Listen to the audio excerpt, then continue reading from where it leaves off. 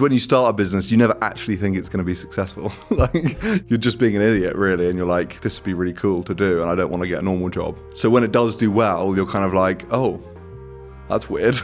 Ideally, we'd never sell it because we've got bigger ambitions. Like, we want to build an empire. You've got to go, I need to spend less than £22.50 on acquiring that customer to make the model work. The attention costs money, right? The people on Facebook, you can get their attention, but it costs money.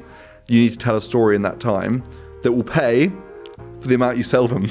Yeah. That's like that. Well, we've done that by sheer weight of volume and testing. We, I kid you not, create 1,000 ads a month. You're almost trying to like play their game, but also it's just the reality of social media is that content fatigues, gets boring, is cycled out. You can create thousands of adverts and Meta will be able to find out which is the best one. Say you wanted to absolutely just commit brand aside and this thing, what would you do?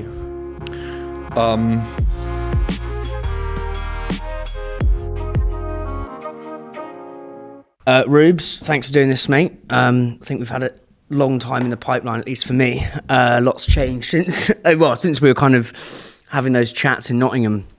At after parties. But yeah, you've done astoundingly well with Purdy and Fig, and yeah, I'm so excited to chat to you today, mate. What I want to start with is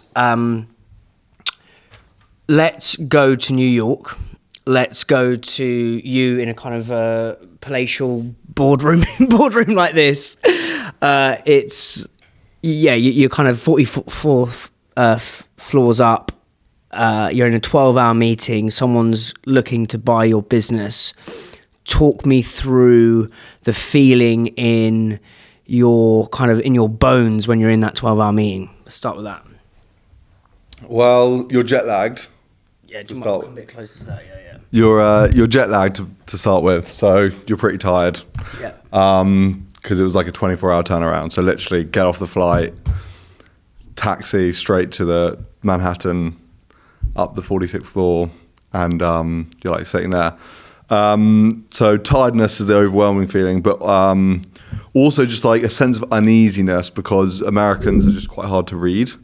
And like, how are they hard to read versus the Brits? Well, like when we've grown up in Britain, so like I understand the different personality types here. So like, it's not that like I've met you before, but like I've met people like you before. Like I know broadly how to read like British people, like the different like groupings of British people, like and the different dryness or the confidence, whatever you might have. But like Americans, I just don't know how to read them. Like I just not met enough of them. And so I'm kind of there like, this guy seems really nice. And like normally with a British person, I'd be worked out if they really are nice or not. But with him, I just couldn't work it out. And we weren't talking about like it's very rare like a full sale unless it's a trade buyer. Sorry, I should have started this. Let's go back before you get on the plane. Yeah. How does this meeting come around? They're basically saying we want to buy your brand for millions and millions. Yeah. Talk me through that email correspondence, phone call, which led to you getting to Heathrow to get on the plane to JFK. Well, it was just this guy, I won't name him, who buys up e-commerce brands. He's got a multi-100-million-pound conglomerate of e-commerce brands, mainly in the US. And I was introduced to him through a friend. I actually was referred to him to help him with one of his businesses, but then we got talking and he like looked into our numbers and he was like, oh, like we'd like to buy you. So I was like, well, we're not for sale. And he was like, oh, well, you don't really know that. Like, why don't you just come to New York? I'll fly you over and we can talk about it. So I was like, is that a waste of time? Spoke with the board, my brother, and we were just like, I may as well go and see what happens. So got on the flight. And what's the feeling as you're kind of touching down in JFK, and you kind of soar into New York and you see the fucking magnificent skyline? Like, what's that feeling like? That is it ambivalence? Is it weirdness? Is it? The feeling is kind of similar to the feeling of like when your business does quite well. It's a slight sense of disbelief the whole time. Yeah, there's a sense of like you're acting in a film.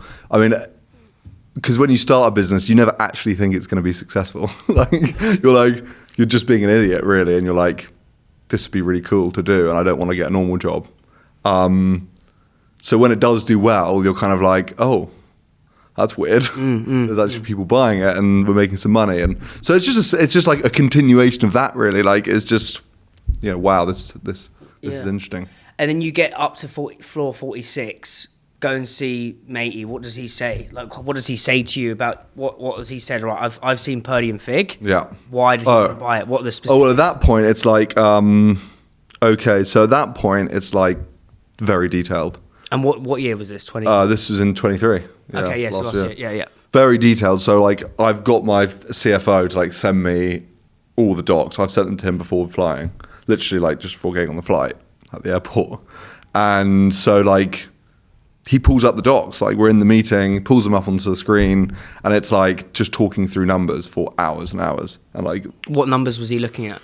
Well, all the obviously going through the P&L, but also with like we're a direct-to-consumer business, so there's a lot of important metrics around. I'm gonna get onto all those. CAC to LTV, marketing efficiency, incremental marginal CAC as you're increasing ad spend, like all these like detailed things that make a big difference to the value of your business. Fundamentally, it's like how far can this business go, how much can it grow, just talking through all of those, talking through a lot of our internal processes for creative and how we do everything, to try and get a sense of like how sophisticated the operation is, so yeah, just a long detailed meeting in the end, exhausting, and then like finished. And he was really nice, but then like after the meeting and like when I flew back to London, obviously I was like, I need to think about it. It was like, it kind of changed, and it was a bit more aggressive, and it was a bit more like, look, if you're not gonna do it, just kind of fuck off. And I just wasn't really interested in that, because like if I'm gonna even consider selling even a portion of the business, it's going to be to someone like that I really like and trust. How much was he offering you? Ballpark. It would have been in the tens of millions. Tens of millions. And what is really interesting, because a few things on this actually, and so William Chase, the founder, did Tyrrell's and Chase Distillery. Two things of what you said there. The Americans are hard to read. He basically said the exact same thing. And what I said to him is, it's like, we think we're so similar, but we're not. And the easiest way to understand this is the English office versus the American office. Same fucking premise of a program, completely different types of comedy, and it just shows the nuance in our cultures. Yeah. I think that's a really interesting point. And then the second thing is, he said, when you're in the winner's enclosure, i.e. you've sold the business, you realise all the fun's in the race. Great aphorism. When you're in the winner's enclosure, you realise all the fun is in the race. And I think a lot of people... and to be honest, if I got offered fucking tens of millions, I'd probably be like, yeah, get me to the Maldives, son. But yeah, so what makes you say no? Like, if I'm trying to get into your head and your brother's head, like, what are the talks you're having about not selling it? Well, like, ideally we'd never sell it, because we've got bigger ambitions. Like we want to build an empire, like a group of businesses. We're not interested in like a fire sale. Fire sale, like a quick buck. Start a business, 3 years in, sell it off. As like, that saying that you just said, the fun is in doing it all.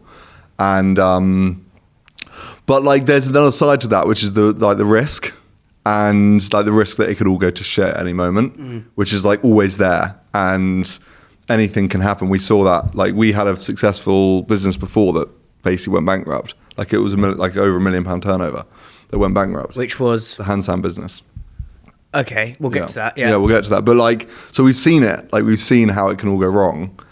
Now we are at a bigger scale now, but I still think it can 100%. So you just got to balance like what you really want and your ambition with, like, with the risk. And then the other aspect is like the people in the business, and like doing right by them, which is like people don't really talk about a lot. If you're like an empathetic person that cares about the people they work with, like you are going to think about the impact of a sale on your staff. Like who's buying it, what they're going to do with all the staff, what they're going to do with the business and the brand. And like those things do mean a lot to us. So it's also like everything will need to align for us to actually sell the thing. Everything will have to align in terms of who the buyer is, what they want to do with the people, what they want to do with the brand. And ultimately, it'll have to be a price that is so bonkers that we're going to drop our kind of like, this is the start of a longer journey like concept. So that's our thinking. The employees thing's interesting because it's nuance of how people. I never really thought about the impact and the knock-on effect of that. I want to talk. So basically, I know nothing about D2C, right? I'm a D2C dummy. But as I said, I know your product. I'm going to get onto what it's these gorgeous cleaning liquids, which I'm sniffing them now, smelling them now. It's probably a better way to say it. Sniffing them now, fucking hell. They smell like a Four Seasons spa day for your fucking kitchen. It's absolutely stunning. I'm going to get onto all kind of the natural oils and just the simplicity of the brand because it's beautiful. But I speak a lot about brand on this podcast. I want to get into the D2C dirt.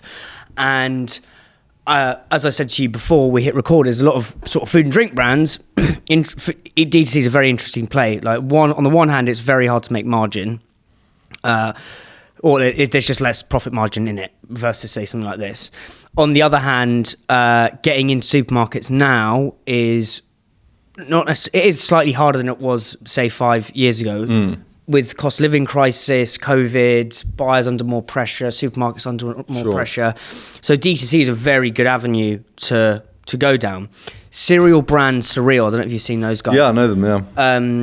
They've done they basically use their D2C data and sales to win a Sainsbury's listing. So they basically, look, this is our data from Shopify across the country. Let's put it on a Sainsbury's map. Yeah. And they've used that. So it is actually a very lucrative, one, channel, two, selling tool for grocery and retail. But three, and I think this is where it gets really interesting, is it's a much deeper relationship with your consumer because you can add in, just little touch points of magic. And I think it's these little droplets and Easter eggs of magic, which you can get through D2C. You can't do that necessarily on a supermarket shelf. But loads of people, and including myself, don't know how to do D2C. So first, what revenue are you at now just on D2C, if you don't mind me asking? We'll do 40 million this year, just direct to consumer. Fucking hell, that's wild. Let's start on the 0 to 1 stage. And have you heard of Charlie Munger's Lollapalooza principle? It's really fucking interesting, right? So he's got Charlie Munger is yeah. He's got this Lollapalooza. Lollapalooza is like a thing of beauty, and it's in his book he says you can have these things. His whole thing is you want to create like a lattice framework of knowledge. So all these things linked to fucking together, and a beautiful cascading thing happens. And I think he talks about patience, discipline, desire, prudence, or something like that. And it's his almost blocks that combine together, but they have to combine together. You can't have them individually. Combine together, and it creates a Lollapalooza. And Lollapalooza is this just like fucking amazing cascading thing. Cool. So I'd love to go into your kind of Lollapalooza.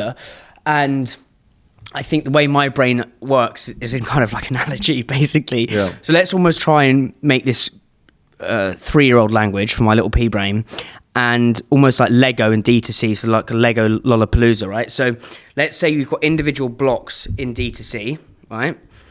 And then when we stick them together, we create this thing that then snowballs and moves into what is now £40 million D2C brand. What are the 1 to 5 blocks, the Lego blocks, the red brick, the purple brick, the blue brick, that you have to add together to begin to create this lattice framework, which gets it going? Because I have words like cack, cat my pants, you know what I mean? Like quite literally, when I fucking hear the word cack. But yeah, I'd love to know what are the principles in your head? Because I also know just from reading your Twitter and stuff, mate, is that you've done it you've zigged when everyone zagged, you know? Yeah. So yeah, start with the first brick. So The first brick in direct to consumer is the business model, like fundamentally. Yeah. Because why I was interested and attracted to direct to consumer originally was it's so scalable. So once you get it working once, just for one customer, then if that's a repeatable process, you can go from 0 to 40 million in a couple of years. Because all the infrastructure is there. Like you've got absurd amounts of attention online. You've got Meta basically, and an incredible algorithm in Meta. But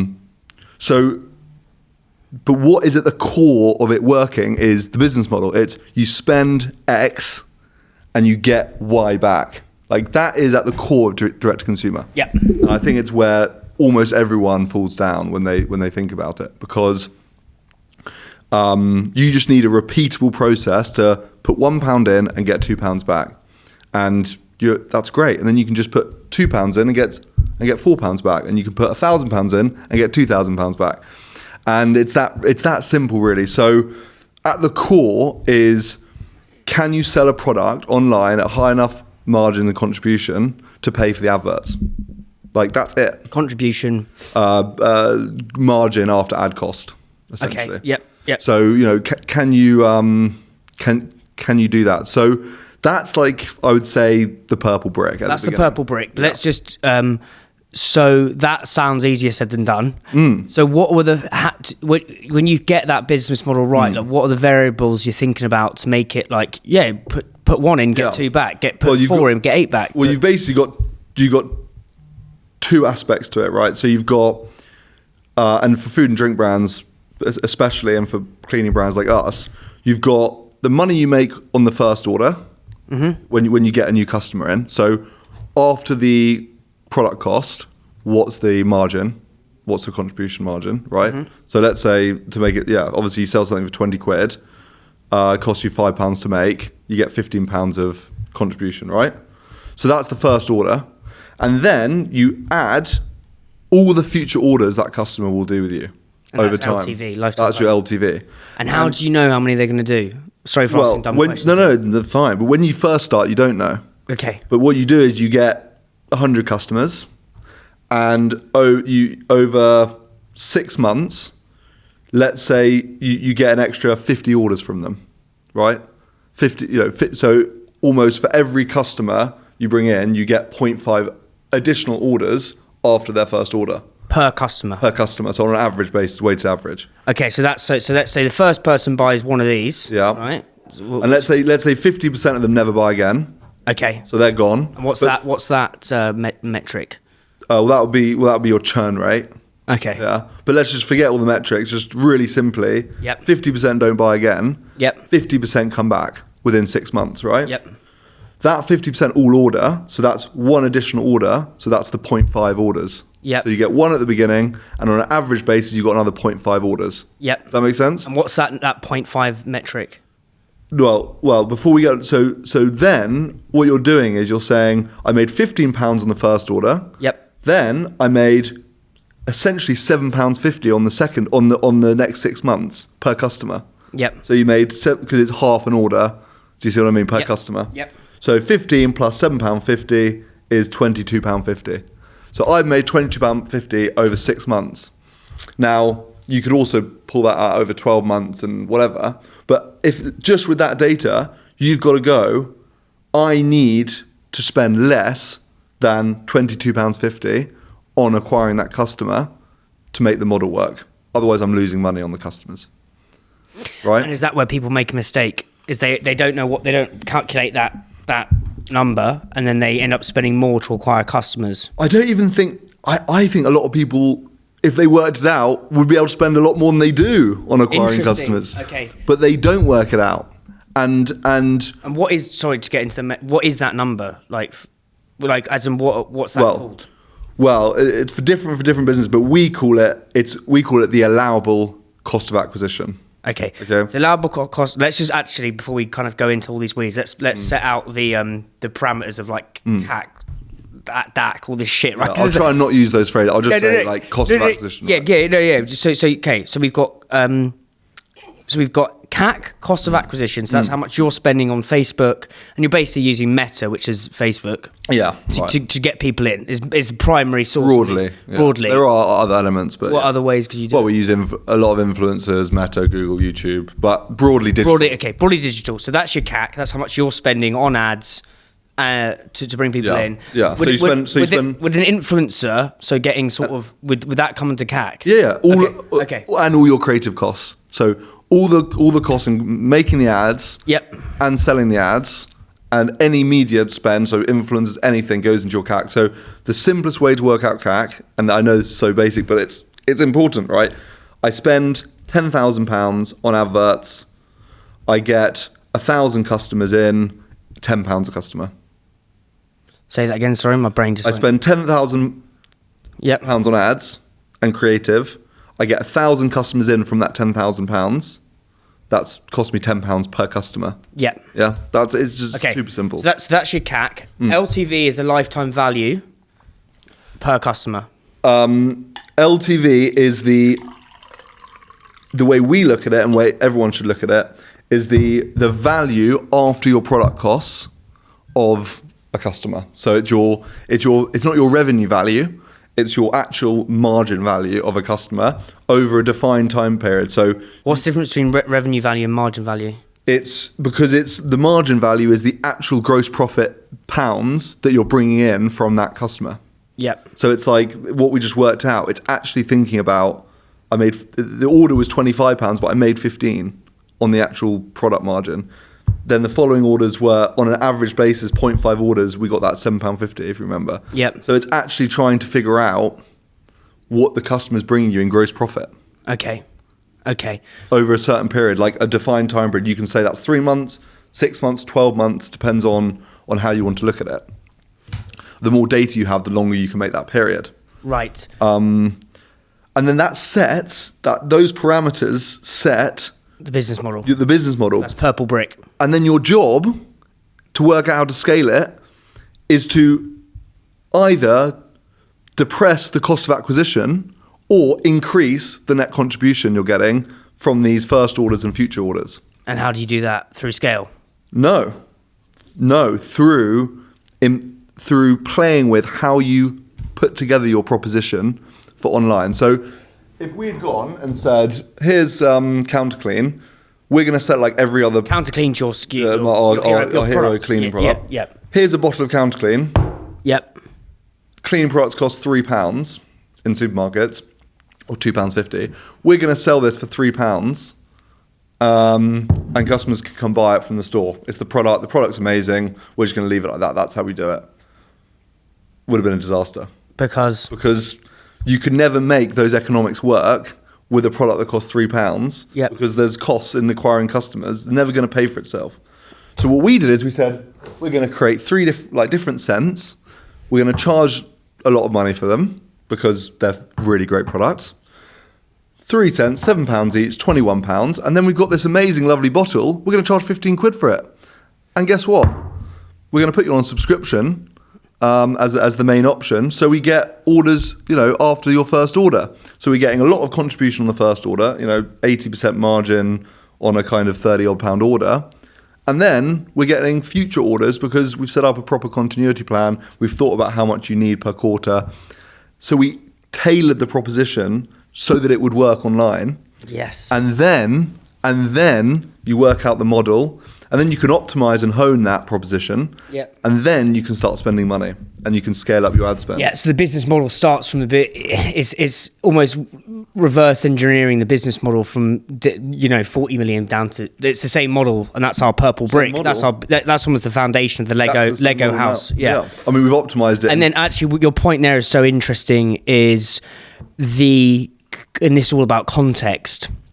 When people go into a supermarket, as you said, is they are not. If you were to put that in a supermarket and make it like that, would probably be 8-9 quid, right?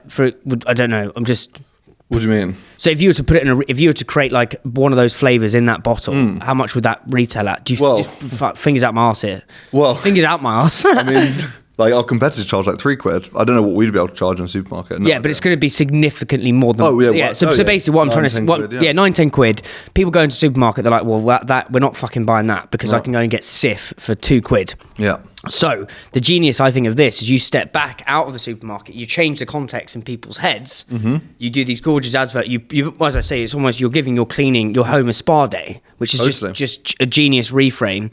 Oh yeah, if I'm in a Tesco supermarket, I'm not thinking about giving my home a spa day and having essential oils for my cleaning. So there's not a chance in hell I'm spending £9 on a bottle of Purdy and Fig.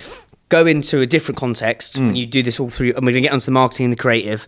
Oh shit, okay, that's a flight of imagination for the consumer. I'm willing to pay more for that. Yeah. And then if you lock them into this business model, which is our first purple brick, it's genius. But so the crux of it is having a big enough spend so you get good contribution. Yeah. When you get good contribution, you can then play with your CAC, which is your cost per acquisition. Correct. If you link them into a subscription model, you can then play with the LTV. That's all part of the contribution, yeah. The contribution, how's the LTV part of the contribution? Because you're looking at contribution over a period of time and and following orders. Okay, then so with you now, how long? Say sort of the LTV telescope. How far? How many months orders ahead is it looking now? Well, we now look at 3-year LTV. Interesting. Because we've still got, after 1 year, 40% of our customers are still subscribed. Yeah. So, and after 3 years, it's not dissimilar to that. So we're just trying to look for, put £1 in, get £2 back in the first 12 months, and then after that, it's all it's like as long as they stay, we're making more and more money from them. Like there's no more costs. Yeah. So it's great. That's our model. But there's loads of and we've got a very good business model. Yeah. But you don't even have to have that good a business model to do it. What are some other? Do you know any food brand examples who've done DTC? Because I think the other thing with food is it's hot. I think talk to me about the nuance of Well, the thing about food, right? I think people are all in a supermarket mindset. Food and drink founders trying to sell online, they're all going, how do I sell a unit of my Snickers bar or whatever it might be? Like that's their mindset. So they're not thinking about how do I educate a customer on what you're saying, changing the mindset. So we're not the most expensive cleaning product in the world, we're the cheapest candle, right? How do I spend money on educating people about that? A candle's like 80 quid, a cleaning product's 2 quid. I'd much rather be like a candle than a sort of 27 quid for the smell of a candle. And just to give context for the listeners here, is these little, just so they know what it is. So the big bottle is a thing of water. So it's recyclable. It's empty. It comes empty. You fill it with water. You fill it with this concentrate, which are scented with essential oils. Yeah. But also bloody good cleaners, and then you add water. So it's going to make your gaff smell like you don't need to fork out a Joe Malone candle. No. I mean, my mum's Christmas presents have been you put this in. You clean your kitchen with it. Yeah. And for like 3 or 4 hours, you've got a lovely essential oil smell. Cleans very well. Obviously non-toxic, sustainable, all that stuff. But fundamentally, like, smells incredible and makes your home feel clean and nice. Shall I just? Cool. We'll keep going on this, and then So that's the premise of it. And I said, I think that, again, it's a genius reframe of we're not the most expensive candle, but we're kind of the cheapest candle. Rather than the most expensive cleaning product. Yeah, sorry, that was it. Yeah. But what the model? Sorry, just to go. So if you sell one, your business model does not allow you to tell a story with the adverts because it's going to cost you too much for the attention and the time. If you sell 3, I've got a bit more time to tell a story with your adverts and your brand online. And you use that attention. The attention costs money, right? The people on Facebook, you can get their attention, but it costs money. You need to tell a story in that time that will pay for the amount you sell them. Yeah. That's like that. So like on a really first principles level, get out of the supermarket mindset of I'm trying to like trial single bottles and like or single units to people and sampling mindset, and get into a more commercial mindset about how much product you need someone to buy, and don't bother otherwise. Don't bother selling online with one. Sell online and find a different way of doing it. Yeah, it's rewriting the story. I think Moji, the Moji shots, they did a really clever way of doing it. I think they did really well on D2C because they sort of almost sell a shot a day, and it's quite easy to get your head into. It's like Totally. you're selling the package. And they a packet of 30, right? So a packet of 30. So that's all about the contribution. But then also I suppose they're getting the consumers getting the cost saving as well. Like it's how you. I think you reshared the thing about KFC. The 5 behavioural things about KFC, how they had to sell the packet of the French fries. I thought that was a genius thing. That was about saying. Remind me about that. I've got it down here, but they were trying to. There was Ogilvy were trying to sell. I do remember it, but I just can't. Yeah, I vaguely. Ogilvy were trying to sell. KFC were trying to sell £1 fries in Australia in 2014, and they couldn't basically sell them, so they reached out to Ogilvy, and Ogilvy did some work psychologically, and they got a 56% uplift with few psychological hacks. And this is the escaping the supermarket mindset. So they just knew that they had to increase they had to find intangible value, so they couldn't change the price, they couldn't change the product, they couldn't change the promotion dates. So every year in Australia they'd have this thing which £1 fries, and it was like used to do well, but it wasn't doing so well. So they generated 90 different ways to say $1 French fries and cut them down to 5 core messages. These are 1, loss aversion, 2, reciprocity, 3, value payoff, 4, anchoring, 5, social norming. And basically what they did is they had different ways of saying the same thing, but they harbored them in these psychological metrics. And I think they said I think the value payoff was saying you can buy 4 fries for 4, like we're never going to do it cheaper. So the anchoring is like we're never going to do it cheaper than this. They basically played with those 5 frameworks. How did you play with those kind of loss aversion, reciprocity, value payoff, anchoring with that? Because I suppose anchoring is saying we're cheaper than a candle. Yeah, that's partly anchor. I mean, there's so many different ways you can anchor, but So how have you done those with these? Well, very interesting. I mean, anyone who's interested in this topic, and if you're thinking about how to frame offer, read Alex Hormozy's book, Offers.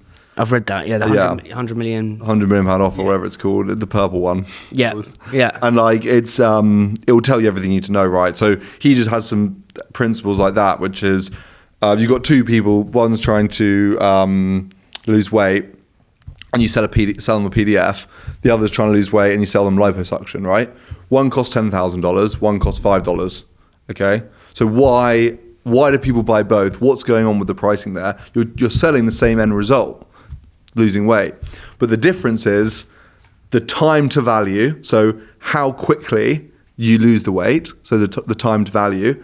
So in liposuction, you wake up the next day, you've lost the weight. But with the PDF, you've got to fucking diet and gym for 6 months, right? So time to value. Effort is another one. So effort to value, time to value, effort to value, and then also it's likelihood of success. So we're all making these analyses all the time. So likelihood of success, liposuction, 98%. PDF, well, I know myself, I'm fucking useless. I'm going to give up after 2 weeks. So very low. Hence the $5 price point versus the $10,000 price point. So it's a really simple analogy for trying to frame how people think about value in their mind of 2 different options. So you just need to try and apply those same kind of principles to when you're selling your product online. You've got all this time, all this space. How are you going to frame the what you're promising, the promised land? Like what is it this product gives you at the core? How am I going to convince you that this is likely to actually come to fruition? So that's social proof. It's giving clear examples so the customer can picture it in their mind. All those things. So that's kind of likelihood of success. Time to value. It's like this will arrive in a day, and you'll be cleaning with it tomorrow, and your home's going to smell amazing. So just trying to speed up that process. So it's just playing with those different things. So what about social norming? I don't even know what that is. Social norming. I guess that's like behavior mimicking. So I imagine it's something around making people feel comfortable that other people are doing it. You don't want to no one wants to be stupid. Yes. So it's like, I don't want to be the idiot that kind of forked out for this. So well, there's the whole thing, but I don't know how true this is, but there's the kind of the story of KFC getting people to queue up outside their stores when they launch a new product. Yeah. Social norming. But also, that makes sense. I've always thought like there's a logic to that, in that if people are queuing upside KFC, it must, there is a logic for us thinking that must be a good product. Yeah. So it's not stupid. People aren't stupid to do that, to use those queues. But fundamentally, social norming, whatever you call that, is the same as what's the likelihood of me getting the end result that I want. So I want delicious fries. What is the likelihood I'm going to get that? We're all just making that assessment the whole time when we're buying stuff. Yeah.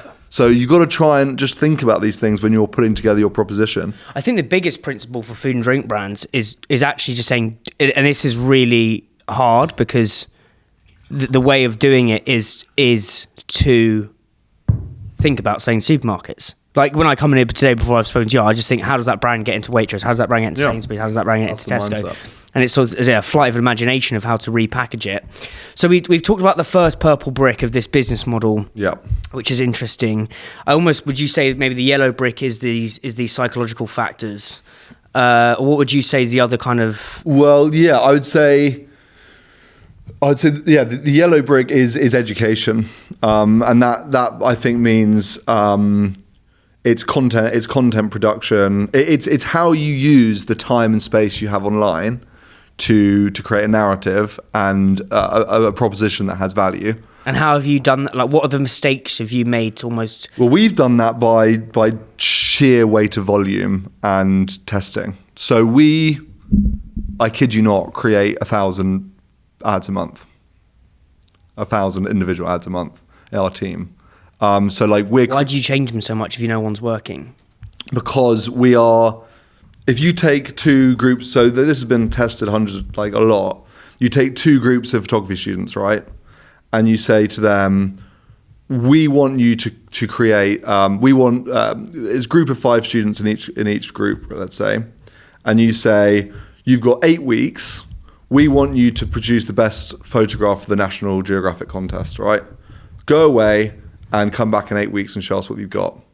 And they give two groups 2 different approaches. One group is told to perfect a photo. So they go, right, what is the perfect photo for us to make? And they spend weeks and weeks studying photographers, trying to create the perfect shot.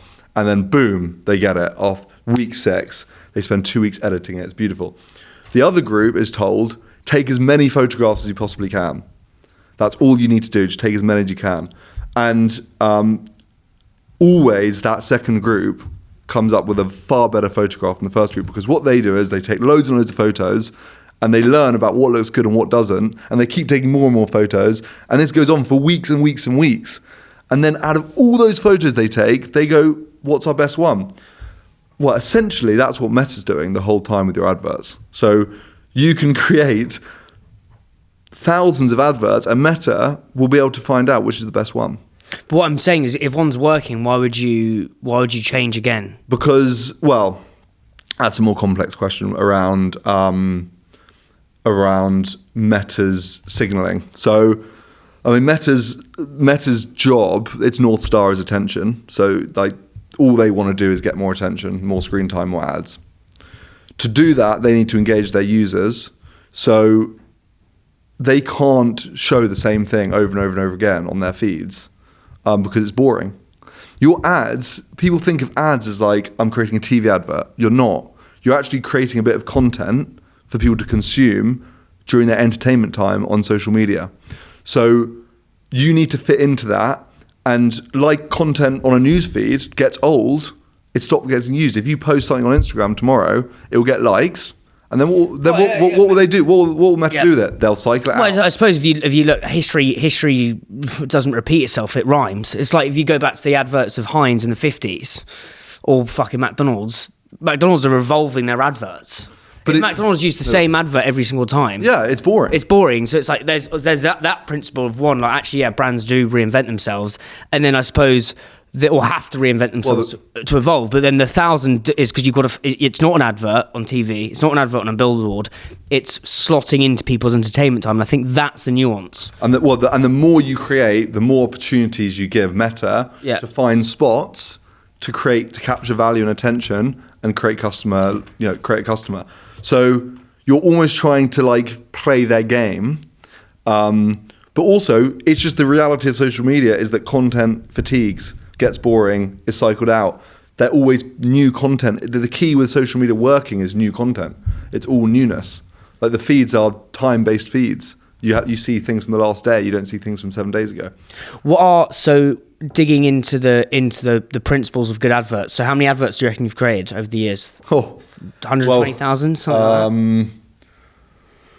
Well, we haven't had this volume forever because we've got a bigger team now. We've got 4 full-time video editors in our team now. We didn't used to. I would say, something like probably 50,000 ads. Okay, so 50,000 adverts. It's like you taking all the pictures around a city for the perfect picture. What would you say are some of the principles of like that work in this education yellow brick? Like out of the adverts, the thousands that you've done, like not that. Wow. Yeah, what are some of the principles that work? Education first. Yeah. So education, entertainment first, leaning into the platform you're using. So if it's a TikTok ad, make it in TikTok style, make it the same way you create an organic piece of content, basically. So the key principle is merging organic and paid into a single strategy. So it's like when you're creating an ad, you're not creating anything different to what you'd maybe post on your feed. Is that like kind of a secret then? That's a key principle. It's native. It has to feel native. It has to feel part of the journey. Then there's obvious things like we use a thing called ADA, so attention, rate, interest, desire, and action. So all of our ads. Wait, ADA, attention, desire, interest, desire, and action. So attention rate is what percentage of people stop on their feed for your ad. So if you think you're scrolling, right? Sure. What percentage stop? Mm-hmm. So we want that to be above 30%. So all that's dictated by is the thumbnail and the hook, which are the first 3 seconds. Mm-hmm. So basic principle of advertising, right? But optimizing for that. Interest, average watch time. So after you get that hook, that stop, how long are people staying? We always aim for 4 to 5 seconds on average, is considered like first tier benchmark. So essentially how are you engaging people post hook? Then desire is we use click-through rate. So what percentage of people have enough desire in your product that they're clicking off there? What's a good click-through rate? We aim for 1.5%. Yep. Outbound click-through. So that's like off the platform. Mm-hmm. And then action is buying. So like purchase conversions from that ad. And obviously is the final step of the funnel. That framework is a really nice optimization framework because you can get an ad that's really working and then you go, oh, the attention's a bit low, let's improve the hook. The interest rates. What's the best ad you've ever done with, like, what ads have you run that's given you, and how much dough have you made off it? Oh my God. We've probably got ads that have spent £500,000 on them. You've made £500,000? Spent £500,000, which means they're probably making £1 million on them, or £1.5 million. You spent £500,000 on one ad? Yeah, we've probably got ads. What does that advert look like? It's just really good. Yeah. It's a really good ad. You got David Beckham and Victoria Beckham naked, fucking spraying it all over their gaff. That would probably cost you an arm and a leg. It was probably just like a founder story, or that they worked really well at the beginning. Founder story. That's of you and your brother sitting with. Well, yeah, mum and Charlotte, Fig, and that kind of thing. So, look, people can go to our ad library and check them out. All video, all I'm talking about video, by the way, and all that stuff. But all of that is also just part of ads and all. In the direct-to-consumer world, it's more about your overall messaging and your value perception of your product and how you build that through your ads, your landing pages, your the landing page being your website, your social media presence. It's all about honing your message to try and create value and do what we said earlier, which is create a pricing model that can then you can spend against. Scalable pricing model. So that's like the second brick. It's that whole ecosystem of basically content. I mean, think of it as content. Yeah. What are some of the other psychological value creation or value perception pieces of magic you've learned about? Because I know I know we both like read shitloads. Like it's probably one of my mates, but like, is there anything else you've picked up that is like, wow, that really works? Because Hormozy talks about Rory Sutherland, and it's like you believe what you want to believe. So he talks about that feeling of, when you've done I'm not that I do this often, but say you've done a run, right, and you feel absolutely fucked. You've done a 5k PB, and you feel like your lungs feel like tar, and your brain's going. Like if you were to wake up in the middle of the night and feel like that, you'd be like, what the fuck? Like you'd think you're dying. But if you've done a run because you've got the context, because you're actually expecting to feel that, you actually probably feel, you're wanting to believe that, because you're like, I've run so hard, it's normal to feel this, and I've got a PB. You actually want to feel that. Right. And it's, what you want to believe is what you believe. That's cool, yeah. But if I was to go downstairs and get a Costa coffee, and I suddenly felt like that in the queue, I'd be going, what the fuck is going on? You believe what you want to believe. And I think it's great in the perception of value. And I think, we're the cheapest candle, most expensive cleaning product. That's kind of you playing with the running analogy. Yeah. Is there anything else you've learnt about just value perception in people's heads? Yeah, I mean, so the other thing is, it's similar to, it's a form of anchoring, but have you ever heard about the cup of hot coffee story? The McDonald's being sued by the woman for hot coffee? No. So a woman was getting her coffee from a McDonald's drive-through, and a boiling cup of coffee was spilt on it. And it, like, third-degree burns all over her legs, like, absolutely fucked, right? Yeah. So she sues McDonald's. Like, historically, this has happened loads of times. So the payouts are like, $5,000, $2,000, 500 quid often, like nothing. But this payout was 1.2 million quid. And so pricing psychologists started to understand, like, what the fuck happened? Why did you get paid out 1.2 million? So the attorney in the US, when they framed the damages claim, instead of saying like, these are all the previous burns, this is how much they were paid out, this is a really bad one, we should be at double those ones. They said McDonald's sells the McDonald's sells $1.2 million worth of coffee a day globally. We think this payout is 1 day's worth of their global turnover.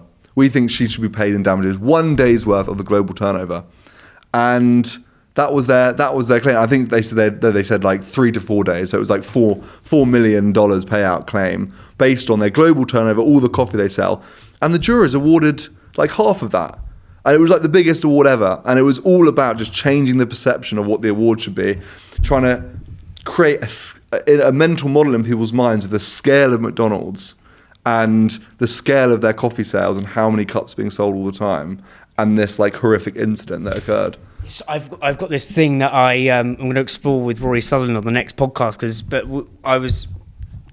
and it's kind of links to this. It's kind of I think when you go to a Michelin star restaurant or a high end restaurant, the toilet in the bogs always smells amazing, and the soap is always premium. So you're in a premium restaurant when you go into the toilet, you're like, oh my god, that.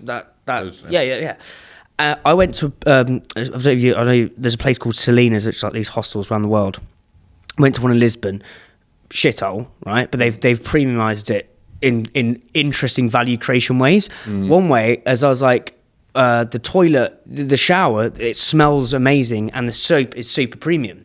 So I was in this pretty bog standard hotel, it was a hostel, but I was like, oh my god, I felt premium. And all they've done is how easy it is. Value creation is literally just by putting good smelling soap and incense in the toilet, the perception goes up like this. And I really believe, like, if every amount of restaurants in like a kind of a mediocre restaurant in London, who could probably just by putting nicer smelling things in the bog could put up their prices and just increase the value. But it's just a genius hack. So that's really interesting, yeah. And what's so funny about it is there's no logic to it. Yeah, no logic. And like in the set, like they've done tests on this, right? So originally these pricing psychologists, there's a whole industry on this, like a very big industry. All consulting firms make a fortune doing this stuff. But they did this test, and they were like, they wanted to see on price anchoring if there was a boomerang effect.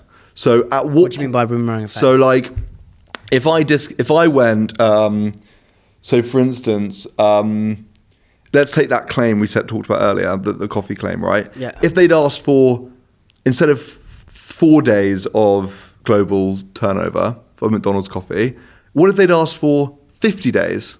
And they'd said, we want a $50 million payout. Would there be in the jurors' minds a backlash because it's a ridiculous ask? So the jurors go, this is just ridiculous. We're going to go back to the other method, and we're going to look at previous claims, right? So is there like a boomerang effect? So with price anchoring, it's like if I do a cross out from 500 down to $10. So the boomerang effect is almost when it's too big. When the anchoring is too big. No, but the question is there a boomerang effect? And what they found is there isn't a boomerang effect. So you can go as big as you want with the anchoring. You can go, we want a $500 billion claim, okay? There's no boomerang effect. The incremental gain on your actual result goes down as you scale up. So like the difference between asking for 50 and asking for 200 billion might only be like 10 grand to the damages, because it's getting to the point where the incremental effect of the anchoring just becomes less and less. But there's not this backlash. So say just again, this is for anyone negotiating. Life's a negotiation. Anchoring, and I think anchoring is basically to put it into 3-year-old terms. It's like say you want to sell something for £2. Start high in there, put them in the back of the court, right, with an amazing shot, and you basically say, well, like, I want it for £2. Let's start at 7, or like, maybe put even more. Like, let's anchor really high, fucking £20. Yeah, right. For example, like really push the anchor high, and then they're going to push your anchor back very deeply, and then I always say it like a game of tennis. It's like they're going to push you to the back of the court and expect that, but then fucking don't do a drop shot back. Like really push them back, and then you will get into the middle.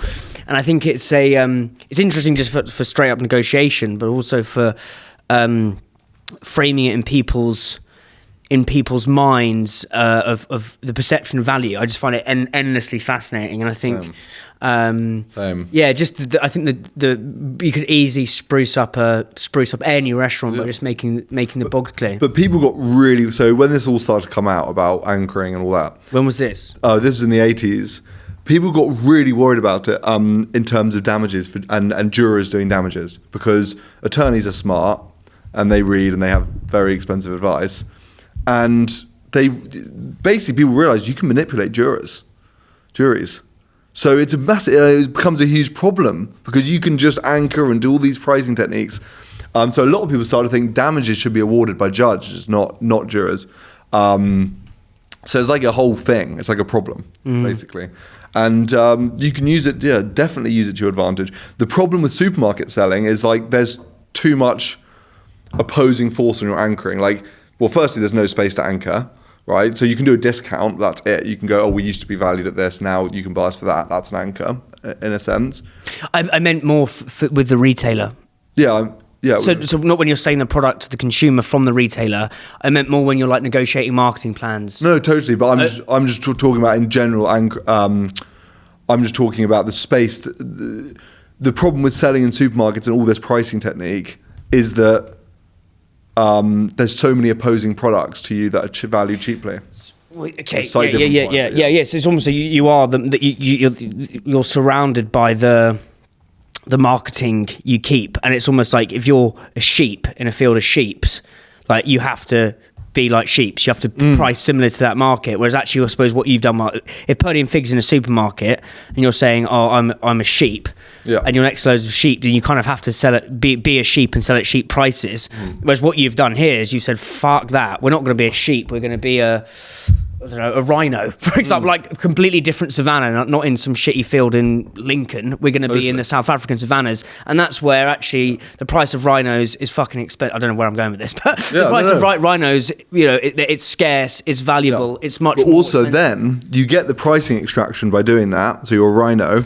And then you can actually spend money on creating an incredible product. Because the other thing that happens in supermarkets is it's a lowest common denominator space to buy, all about price, right? Price per mil. So the products are made of shit because you have to make them of shit to make any margin on them. When you come out of that world, you suddenly have this like completely open opportunity where you can actually invest in making cleaning products with beauty ingredients, which is what we've done, essential oils and glycerin and things that you just never see in cleaning products that are expensive. We do that because we have the margin profile on it to do it. So it's allowed us to create a whole other world for cleaning that didn't exist before. We always say we're like the Aesop of cleaning. We are pushing cleaning into a realm that it hasn't existed before. I think it's fascinating how you can, this flight of imagination. So first brick is business model, second brick is education through content. The orange brick of this little D2C Lego Lollapalooza house we're trying to build. Yeah. Lola, you should read. Have you read Charlie Munger's Poor Charlie's Almanac? I haven't read it, but I love his inversion theory, which I love. Yeah. Maybe we can talk about the inversion theory, which is his whole thing of. I think he's got that talk where he goes, how to live a happy life is how to not live a miserable. How to live a miserable life. So if you avoid, wisdom is prevention. You know what to avoid, you'll get the result you want. Yeah, so it's like I think he says, don't live a life of. If you want to live a life of miserably, be unreliable is one. Be envious is two. So if you avoid those things, you'll be happy. Let's do inversion with this. Like if you wanted, say you wanted to absolutely fuck your business in that early stage. In fact, actually, let's just do it now. Yeah, because I always talk about early stage. Say you wanted to absolutely just commit brand aside and fuck this thing. What would you do? So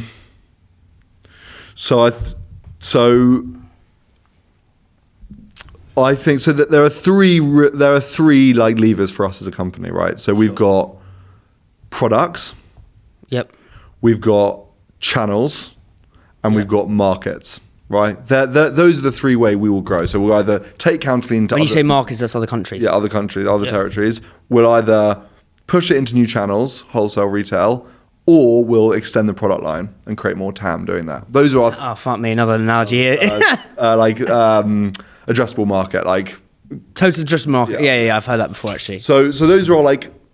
And it's a really like good framework for people if you're just trying to think about how to grow your company. It's like those levers, that's it. So just choose one. If I really wanted to fuck up Purdy and Fig, I would do all three at the same time, which is basically what most people do with their brands. Is they push into new markets, new channels, new products all at once. The business becomes at this stage, when we get bigger, the business becomes very unfocused and bloated because all these different things compete with each other for time and resource. And the business loses that. What a startup really is it's why can we create Purdy and Fig, get it to 40 million quid when there's Unilever, Reckitt's with R&D budgets in the billions per year on creating new cleaning products? Like, how can that happen? And the answer is because a few people who are very focused on a very specific problem can achieve much more than a lot of people unfocused doing loads of things. So true. And so what tends to happen with companies of our size is they go, oh shit, like the growth's going to run out and we need to like pull these levers, and their business loses its edge and competitive advantage. Loads of unforeseeable things happen when you interact these three levers. For instance, more products confuses the customer about who you are. More channels, we could take incrementality away from our D2C. People buy on stores, they unsubscribe. Markets, the cash profile of the business gets destroyed because... But cash business profile of the business? Well, because like when you have more markets, you need to hold more stock in those different markets, and you've got more products which all require stock holds. So suddenly you're running out of cash, right? Your D2C business is shrinking because all of the sales from D2C are going to retail, which are lower margin. You're making less profit. You're running out of cash, and your business has become a juggernaut with 200 staff that can't actually change and do anything. and the whole thing falls to shit. So I'm just painting a picture of like what can happen if you try and do too much too quickly. So my rule is, and what we say to the team is like, we can only do one thing at a time. That's it, one thing. So that's why we're still only UK and only one product and only direct to consumer, because we're just doing one thing, guys. That's it right now. So I'm asking this selfishly here. So I've taken that approach with podcasting. So I was like, just do one thing and just do it. Try and do it as best as you can, and then the rest will fall into place. I'm not. I was thinking about that second podcast I might start. Is that? Do you think that's a distraction, or is that actually just doubling down on the same thing?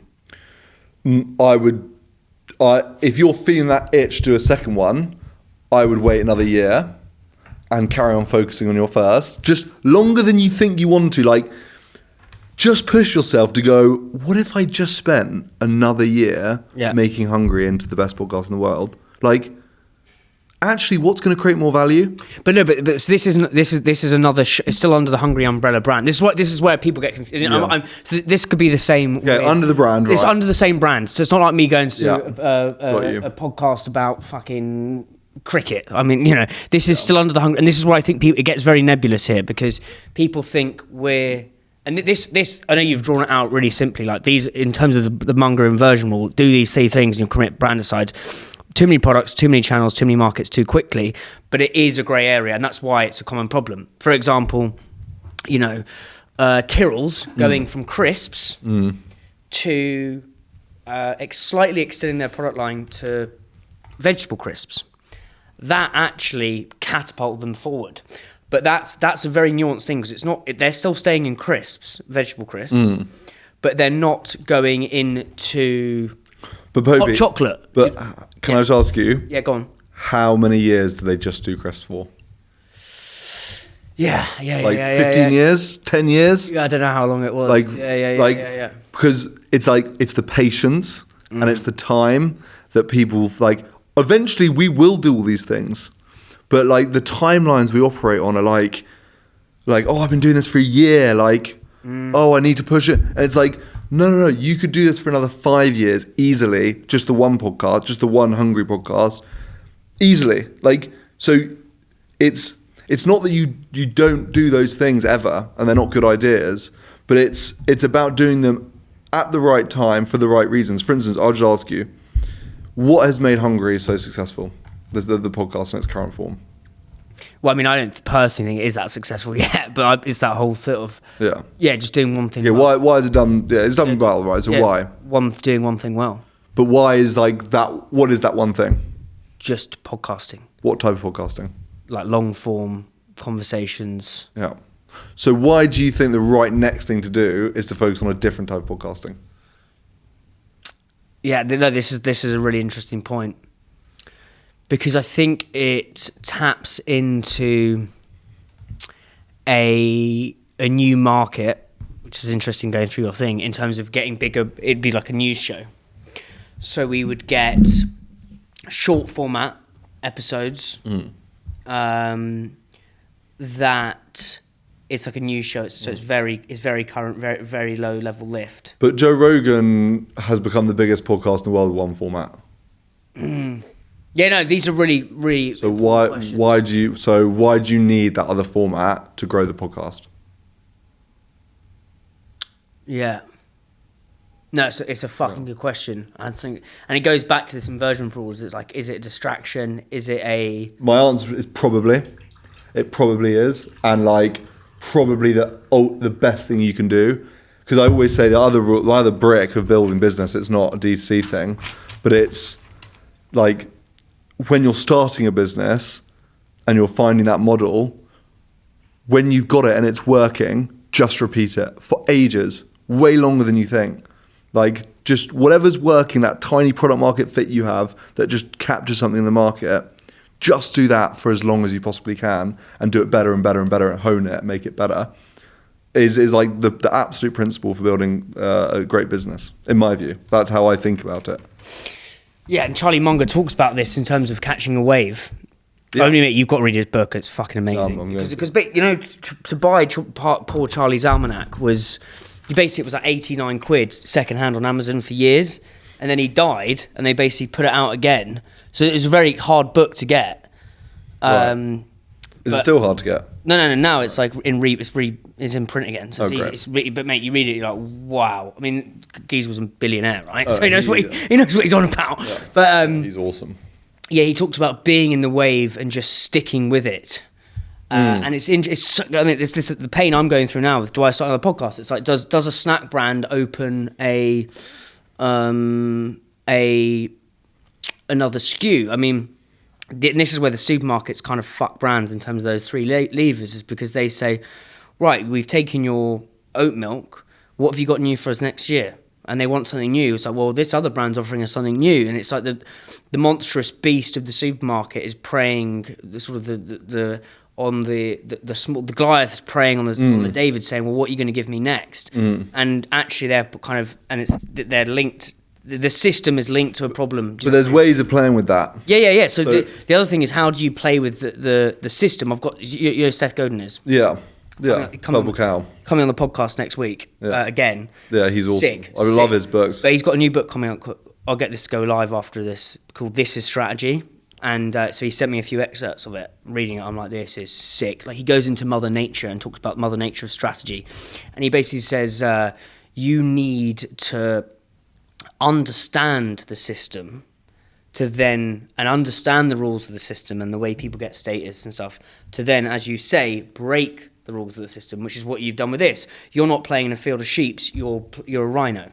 Sure. The brand kind of links to Purple Cow. Yeah, I love Purple Cow, yeah. But the but as you say, you got to understand the system to break the system. And I think he talks about strategy as a kind of an unvisited city that no one's been to, and your job is to kind of peel off and get there.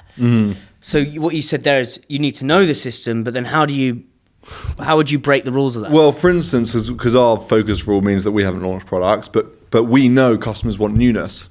Okay. Because customers buying in a supermarket are the same customers buying online. How do you give them newness without losing focus? So we managed to do it by doing seasonal scents. So we now launch seasonal scents. We have a subscription where the scents change, and we do a big campaign around the seasonal scents. So it's the same product, a couple of different oils, right, different blends, and we've got our newness without losing focus. Yeah, so this is what I think this other podcast is. I think it's newness personally without losing focus. Yeah. So you know, like My First Million that you're talking about? What was that podcast you said that it's got? Yeah, My First Million, yeah. Yeah, but they've got that 20-minute show that you like. Yeah, they just do different length shows, yeah. Yeah, so this would be a different length show, same format. Yeah. I would just say Give it a bit. It depends why your podcast. I think it goes back to like, why is My First Million successful? Why is your podcast successful? And the focus point is leaning into that. So if I was thinking about your strategy, I'd be going, what's different about Hungry? Like, what are the kind of features that make it unique and interesting? And then how do I maximize those features, like lean into those as much as possible? They won't all be relevant, but some of them will be. And if you lean into all of them, then you're probably going to improve and optimize like the thing in the way it should be optimized. The problem with strategy is most people end up optimizing the wrong thing. Optimizing the wrong thing. Like you like optimizing the wrong feature. So you think it's like, it's not understanding why you've done well and then optimizing towards something else. So My First Million might have understood something about their success, which means different like formats and different lengths works, but that might not apply to you because it depends why you've done like. But is there a way? Because there's loads in this, right? Because for brands as well, like a brand, for example, and there's so Propercorn. Yeah. Propercorn did popcorn properly, absolutely ripped it up, totally sheds. They then tried to go into bars, which I don't think went very well. I may be wrong, but I don't think it went that well. I then think they went into microwave popcorn, which I don't know if that did well or not. So they kind of put out these little chips. And I think David Hyatt, who does Hyatt Denim, talks about, you've got your big bet, but you also need these little small bets just to put on the table. And I think where people get confused with focus, and this is where we're getting into the nuances, they put, we're going to do a big bet on this. Because what you want to do is just put a little few things on the table and just see, you got your main, keep the main thing, but then put a few little chips on the table. Don't put 200 grand on the table down. Put 20 quid down and test a little oil. Does that work? Okay, yes, it does. And I think this is where it gets to, because as you say, it's a paradox. You need to focus, but you need newness. And it's how do you, as a founder, fight with that tension? And what Propercorn's on is they put those little things out the bar. Okay, it didn't work. Let's do more of the popcorn. So I think they did more flavors. And then actually what they realized, and this is probably where the strategy gets really interesting, is, and I think the way you've done it is look inside of why has this worked. Okay, this worked not because of popcorn, like the popcorn bar didn't work necessarily. The popcorn I don't know, I need to speak to Cassandra. I haven't actually spoken to her, but like, if my analysis would be, we've worked because we've made snacking that occasion. We've premiumized and made fun and interesting. So instead of actually doing more popcorn things. That's the popcorn isn't actually the thing. The thing is making the healthy snacking interesting. Let's go into lentil chips, which is what they did. More snacking, that's the strategy. And then they've just gone, they've got past that. Super interesting. Yeah, and I suppose what I'm thinking, applying this to myself, is it's like, I'm thinking it's podcasting, but maybe it's not. Maybe it's just like the long conversations. Maybe it's, as I said to you earlier, like I love the fact it's scatty and raw. Like I don't want to be... I am absolutely over the bloody moon that Big Fish, yes, Big Fish, the big dons of Challenger Food and Drink brand design. I mean, Perry is an absolute legend. He's designed every Challenger brand in your cupboard. Charlie Bigham's, Goo, Tyrrell's, Rana, Clipper Tea. The list is endless. And Big Fish are looking to speak to the next wave of Challenger Food and Drink brands who are a force for good. They're looking to invest in brands, and we've got this sick thing coming next year that you do not want to miss out on. If you want to speak to Big Fish, if you want to go to the Fish Bowl, drop me a DM and I can make it happen. North Star, get listed, say listed, and grow. Do you actually know your shopper? If you don't know your shopper, you're literally pissing and spunking money up the wall. Knowing your shopper is the secret weapon to unlock more grocery listings and more stores. But not knowing your shopper is literally like driving in the dark, hungover, without a sat-nav, in a thunderstorm, in February with 5 miles of petrol in the tank. But knowing your shopper is like having a sat-nav. A full tank of petrol is a glorious sunny day. You're listening to the Sugar Babes and you've got a fresh, hot, pumpkin spice latte by your side.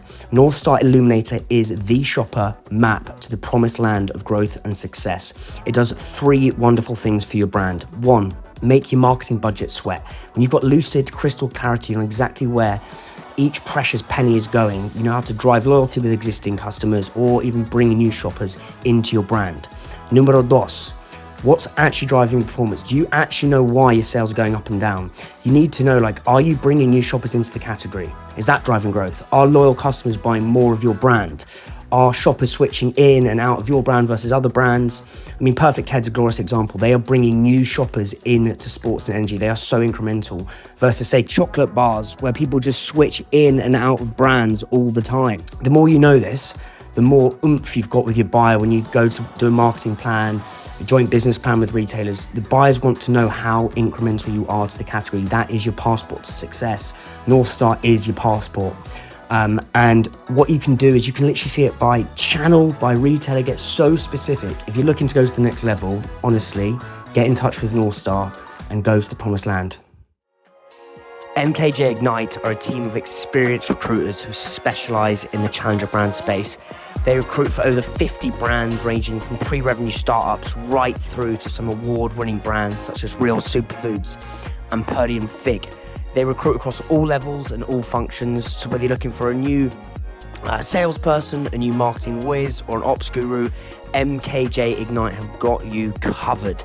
They're bloody good at what they do, trust me.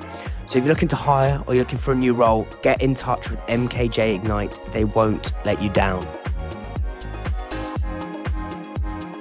Are you looking to turbocharge your brand, take it to another level, save money, save energy, save stress, save time? Well, I've got the perfect thing for you. I am delighted to announce that HC Brands, formerly HC Consulting, my boy Harry Clark, has just launched a commercial growth accelerator program designed specifically for challenger food and drink brands. You can upskill your commercial team. They've got so many modules. You can handpick them where you can do the full shebang. You're going to save hours of research. You're going to get the tools to turbocharge your growth, get better clarity on your brand's objectives and directions. And look, Harry's worked with some amazing brands, Holy Moly, Islands, Savile, and Rooted Drinks. He's really helped me with a strategy for Hungary. Yeah, if you're looking to turbocharge your brand, link in the show notes, and you're going to be able to do that easy peasy, lemon squeezy. I think it's interesting how people can find that, but it's an internal job. Totally. It's an internal job, and I think I was probably thinking it's an external job. Do you know what I mean? Yeah, and it's and there might even be like topics that are particularly like engaging that you're hitting on. Like maybe it is psychology, like marketing, behavioral psychology. Like there might just be things. Like with Joe Rogan, it's obvious. Like it's curiosity. Like well, that's my, and it sounds interesting. The curiosity thing is I think to have any longevity in it, from what I've learnt, is you have to follow your curiosity, and there'll be episodes I put out that will bomb on the number. That's why I don't look at the numbers anymore. I can't, because you just end up going insane. So there's an episode, and mate, if you like all this shit, Status Game. That's the episode on Monday. I've read Will's story. Yeah, so his episode goes out on Monday. So he's been on the podcast. One of my favourite conversations I've ever had. Like he wrote the science of storytelling, the Status Game, the selfie. Yeah. Unreal books. I looked this morning, no likes on LinkedIn. And I've on the car, I was LinkedIn, wanking over LinkedIn likes is kind of fucking sad, really, isn't it? Really, but not that I actually wank over LinkedIn likes, but but that was my favorite episode. I think you have to go with that. Yeah. You have to go with what that's pulling you to. And I think if you try and be the audience, you become the audience, and that's dangerous. And I think it's a really interesting thing. Let's talk about curiosity quickly, and then we'll come back to these Lego Lollapalooza bricks. But I think I read somewhere you said the things you'd learned as you hit 29 was like taking time in the day to read books in the working day. Again, nuanced. Why has that been so transformative to you as a founder, and like what shit are you reading?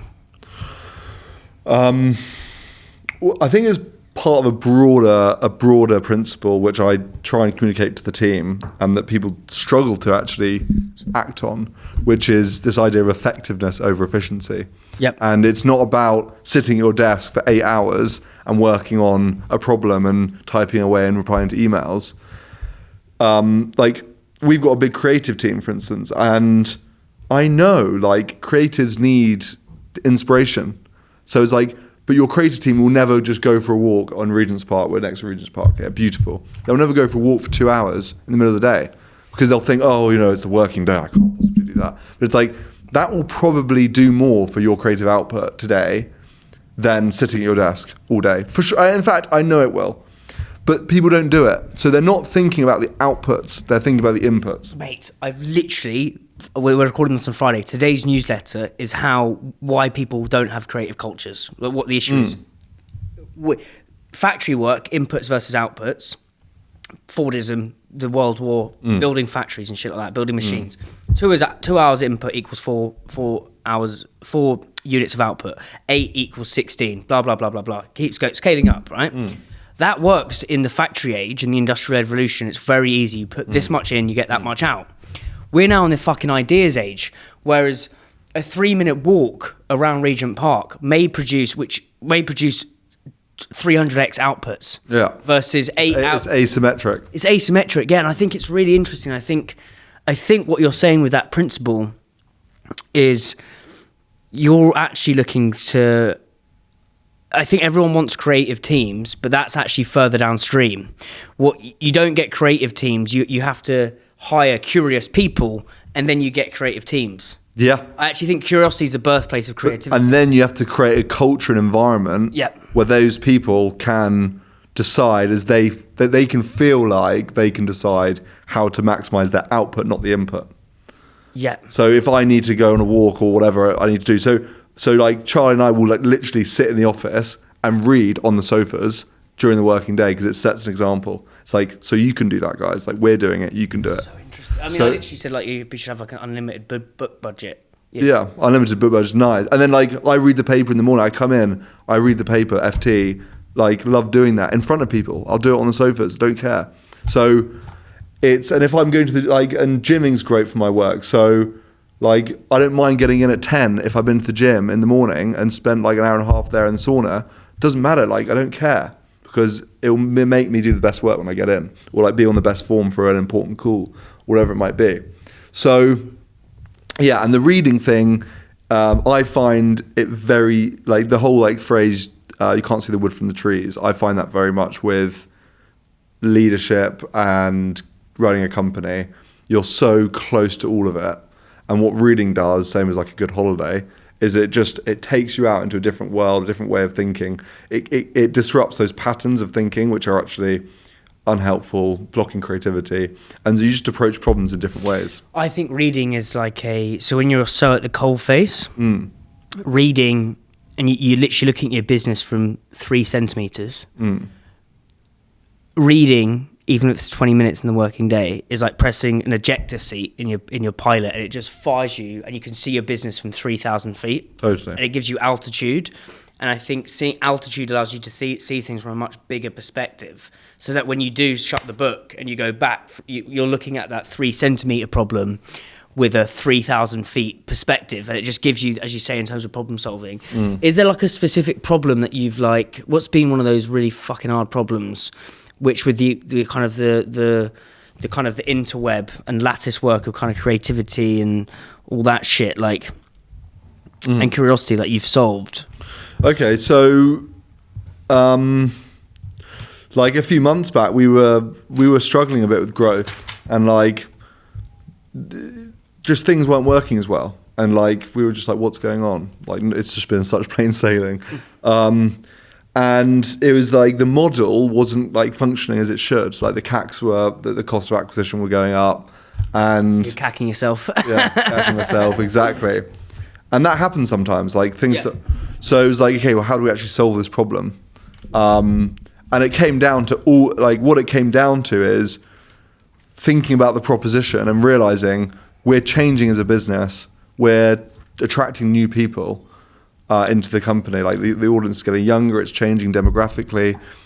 There's something not, like the value perception isn't the same. That's why the CAC's going up with this new group. Sorry, the value perception. The value perception of our product and our offer is not hitting quite the same as it was, not as potent. What's the older demographic with more dough? Yeah. With you. Yeah. So then we had to change it. So it was like just sitting in a room thinking, think about this problem.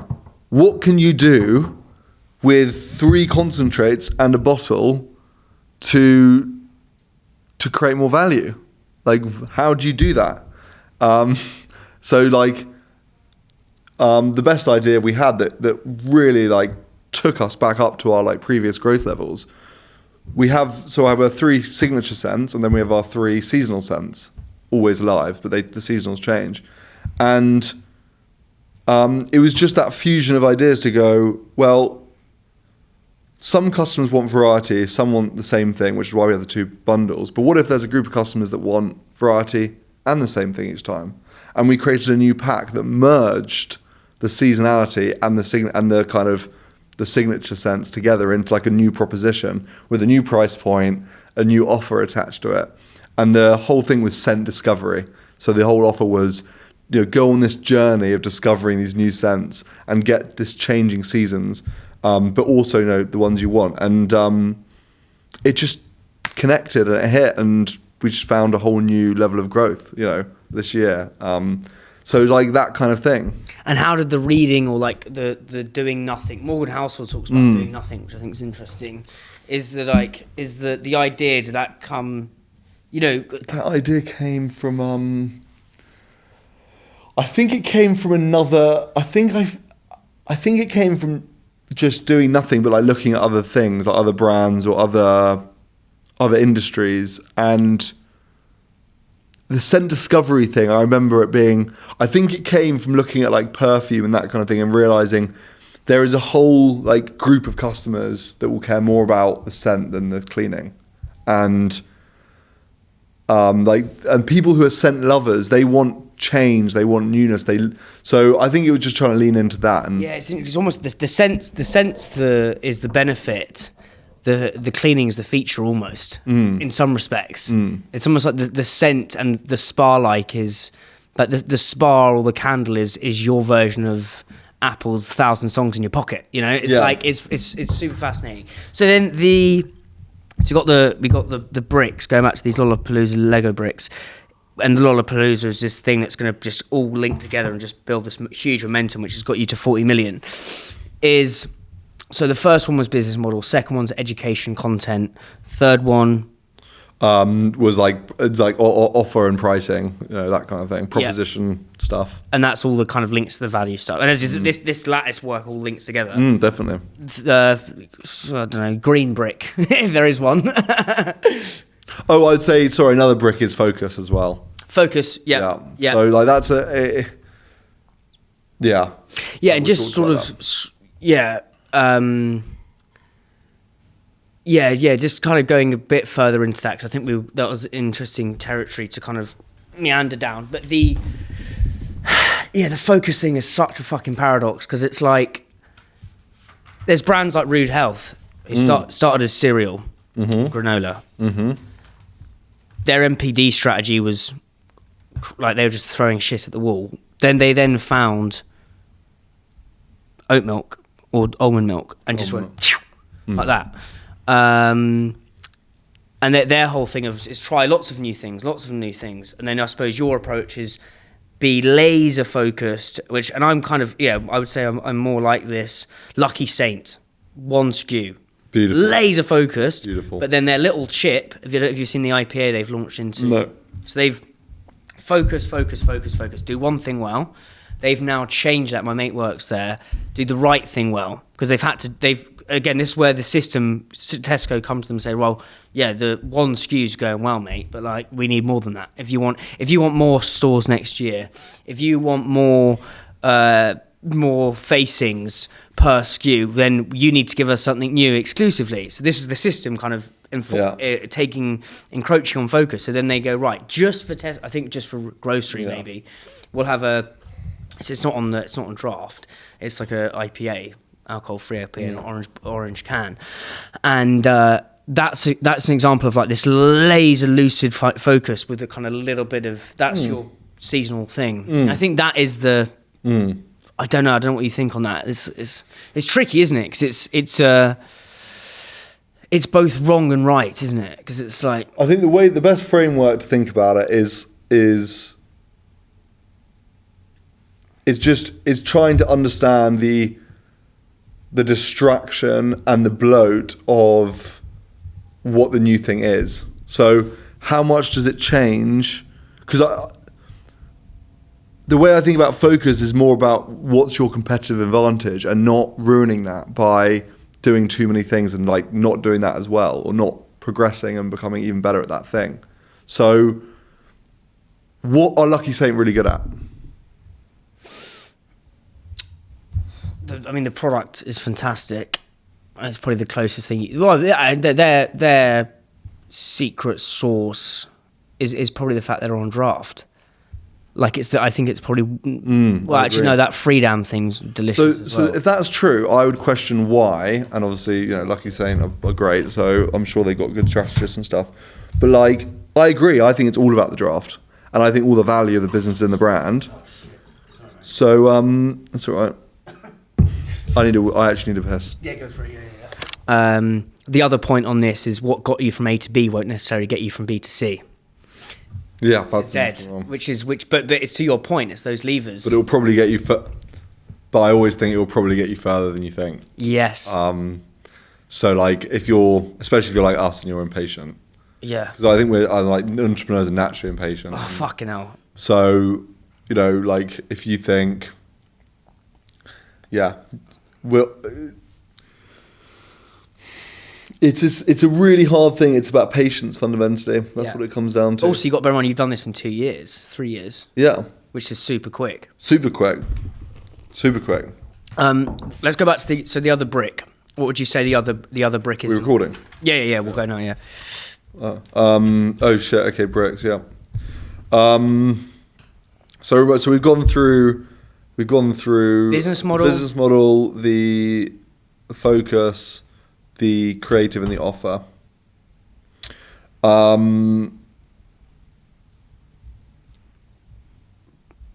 I mean, obviously, the other brick is the product. That's what I was literally about to say. Yeah.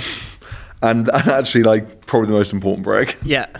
And so the product is absolutely critical because, especially if you're food and drink or CPG or anything like that, because most of your business model equation is about the LTV, so the post first order, which is the repeat purchase. And what's made our business so fantastic is that 40% of our customers that we acquire are still retained with us after a year. That's your churn rate. Our churn rate is... I know, sorry, that's our stickiness rate. So our churn is 60% after 1 year, which sounds like a lot. Yeah. But actually, it's not a lot. I mean, if compared to most brands and companies, 40% of our customers are still with us after 1 full year, still using our product every day, and buying more of it. So let's use this as an example then. So there's a brand who's got an amazing product called Russell Atwell. It's these kind of they are trying to do fresh chocolate. Right. So Giles has been on the podcast, great guy. I think they've got in Bartlett from Stephen Bartlett as well. But yeah, so fresh chocolate, their kind of piece de resistance is I don't know why I said like that. But piece of resistance or whatever the fuck it is we have fresh fruit. This is a great reframe. And in terms of how you can put your price up. So you pay more for fresh fruit, you pay more for fresh milk, you pay more for fresh vegetables, you pay more for fresh orange juice. Why do we not have fresh chocolate? They reframe it, they put it in a fridge. You have to have it in the fridge, but it's this fresh chocolate, organic cream. I mean, the product is me and Stemo. They sent us a shitload before when we were living in Fulham, mate. It was like just before Christmas, and I just sat on the sofa and between me and Stemo smashed the whole shebang. And I love that it has to be in a fridge. It's such a good. Well, yeah. That's such a good metaphor for it. Yeah, great metaphor. But the issue they've got in retail, and this is where again, it's like, how do you have the flight of imagination to take consumers out of that supermarket mindset and pull them, from sheep to rhinos to the savannas of different areas, and they're having battles with that because the retailer's like, well, where do we put this? Because what Surreal have done with their price, do you know the guys, Jack? Yeah, I mean they've been in touch. Yeah, they're really interesting. They sent us some product and yeah, so we've been trying to kind of going back and forth about them coming on the podcast, but their price is obviously quite expensive for the cereal. Yeah. But what they've done on their adverts is they've basically said you pay more for a protein bar versus a chocolate bar. So a Grenade protein bar is £3, a Mars bar is 50p. You're happy to do it there. So why are you not happy to do it from cereal? And again, that's pulling people out of this flight, the flight of imagination. You need them to think something else and reframing it. Totally. What other... So then now the business is at... Talk to me about going from... like on these different growth curves. Yeah. So let's say, I don't want to talk about 0 to 1. I don't even want to talk about 0 to 5 because I've always talked about that. But they're really going from... Well, we're going for 100 now. We're going for 100. So in the last year, what's the growth been from millions? So we went 18.5 million last year. Yeah. And we'll do 40 this year. So we went first year was 700,000, second year 3.5 million, third year 18.5 million. This year, 40, and then I suspect it would take us another 2 years to get to 100. And that's what we're expecting. And then so we can add another 30 million a year for 2 years. And how are you doing that? Well, so back to our levers, right? Yep. Product, channel, markets. Yep. And interestingly, back to what we were discussing earlier about how can you create little bets and test things but not distract the team and distract the business. So what I'm trying to do at the moment is basically evidence gather around that. So I'm putting little tests out just to understand channels, markets, products, where there's the most potential for us. Yeah. My modus operandi is stick what we're doing, like don't do any of it. And that we will do that for as long as we can. But what I want is like evidence on strategically what's the next best thing for us to do to grow if we can't push towards that 30 million a year growth that we're targeting. So yeah, we're doing tests in other markets, but very low touch. We're doing we've got a huge product development pipeline, and we've got a team of chemists. We've got our own factory. We've got essential oil chemists. We've got surfactant chemists, and all that all in house. So creating other products is another big focus. And we're exploring retail too, and like understanding what it would look like in retail. So it's all just like trying to work out the next steps and build evidence around the next steps. I suspect what we'll do is we'll stay very focused on online and on the UK, and we will build out the product range a bit. I think purely because the value of the business is in the brand, and the brand is so much more than Counter Clean in terms of what it represents and what we're trying to do to cleaning. And you can't really achieve your aims and mission as a brand without, well, if people are still buying bleach for their toilet and they're using Counter Clean for their services, their home is like not the home we want it to be. It's not a Purdy and Fig home. And so it's important for us to lean into the brand, like what the brand's trying to do, the mission, the vision, as a company. So that's why products is like, if I was going to dilute focus, that's where I dilute it. Into more products. Yeah, into delivering our brand promise for customers, is that you can have a Purdy and Fig home, which is beautiful smelling, non-toxic, sustainable. You can have that.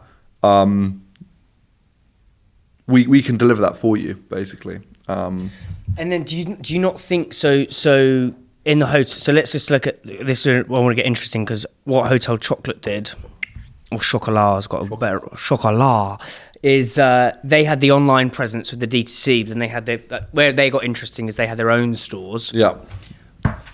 But if you zoom out, on a much the shopper's journey is they don't just look on Instagram ads. So having a bricks and mortar Purdy and Fig presence is going to increase the brand value. Maybe you'll sell less in Sainsbury's, for example. Let's say go down grocery route. People seeing you on shelf is going to add to the total brand value, because you may actually want to say, right, we're just going to be in retail to be in retail. But then if people go and buy it online, that's where you make all your contribution, your margin and shit like that. Like, or would you go into more your own stores, or like how are you thinking about hotel brand expansion? I 100% want to do our own stores, and almost like ASOP. We call ourselves internally like the ASOP of cleaning. Like that's one of the things we're trying to like build into our psyche. Like we are doing to cleaning what ASOP did to hand wash and to all the things that their stuff.